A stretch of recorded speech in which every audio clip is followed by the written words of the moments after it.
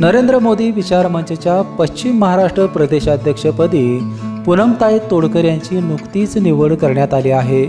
या निवडीच्या माध्यमातून महिला युवकांनी सर्वसामान्य नागरिकांचे प्रश्न सोडवणार असल्याचे त्यांनी आज पत्रकार परिषदेत सांगितले। राजकारण विरहित हा मंच असून पश्चिम महाराष्ट्रातील प्रत्येक जिल्ह्यात संघटनेची बांधणी करण्यात येईल। विविध शासकीय योजनांची माहिती उपलब्ध करून देणे, महिला सक्षमीकरणाला विशेष प्राधान्य देणे आदी सामाजिक आणि संघटनात्मक कार्य करण्याचा मानस पूनमताई तोडकर यांनी व्यक्त केला आहे। महाराष्ट्र राज्य पश्चिम महाराष्ट्र प्रदेशाध्यक्षपदी माझी नेमणूक झाल्याबद्दल मी सर्व मोदी विचार मंचाच्या वरिष्ठांशी मनपूर्वक आभार मानते।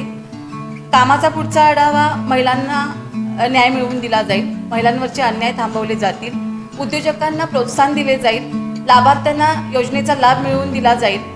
त्याचबरोबर राष्ट्रहित, समाजहित आणि जनसेवा हे माझ्या कामाचं प्रमुख उद्दिष्ट राहील। बेपेनसाठी कोल्हापूरहून विजय यशपुत्र।